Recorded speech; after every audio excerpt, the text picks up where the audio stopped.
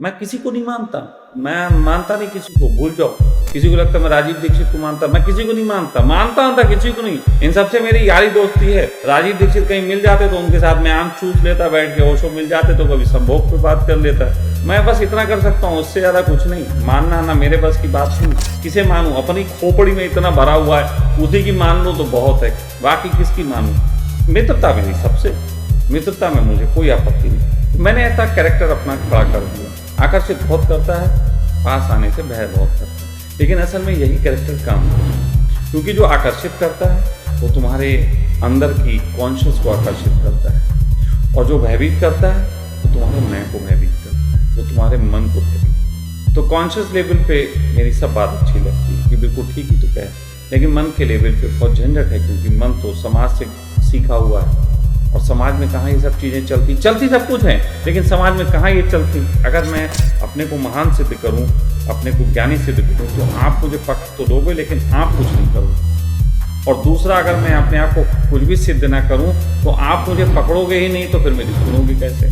फिर सामान्य इंसान मान के छोड़ दोगे। और यही होता है, या तो कुछ लोग मानते हैं कि सखा बिल्कुल महान है, बिल्कुल भगवान है, तो वो पकड़े हुए हैं, और कुछ लोग ऐसे मानते हैं यार एक अदना सा इंसान है, वो छोड़ के चल देते हैं।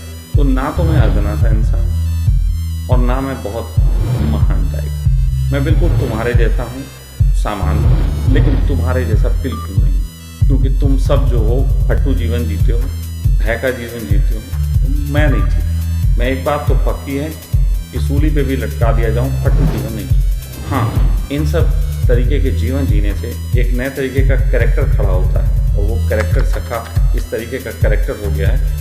आकर्षित भी बहुत करता है और पास आने से फटती भी बहुत। मेरे विरोधी भी मेरे सारे वीडियो देखते हैं, ये खासियत है। ज़्यादातर के तो प्रेम करते हैं वो देखते हैं, मेरे विरोधी जरूर देखते हैं, और जो प्रेम करते हैं वो देखते हैं और चुपके से देखते हैं। हालत यह है कि सेक्स की किताब आदमी पढ़ता है जो जीवन का बिल्कुल महत्वपूर्ण हिस्सा है हर एक के जीवन में, तो उसे गीता में रख के पढ़ो। और अगर एक ऐसी फिल्म देखेगा जिसमें कत्ल दिखाए जाएंगे, KGF पार्ट 2, मुंह पे हथौड़ा, ऐसा होता है, मुंह पे हथौड़ा मार तो मर ही जाता है आदमी। KGF, मम्मी मैं KGF जैसा ही, जस्ट ये तो कूल है ना। तो ये जो कूल चल रहा है, तो आप सोचो कि हत्याएं बर्दाश्त है, प्रेम नहीं बर्दाश्त। अच्छा, मुझे तो भाई प्रेम अच्छा लगता है। मुझसे बोलो आप हत्या करनी, सेक्स करना, तो मैं तो सेक्स चुन लूंगा, हत्या क्या चुननी।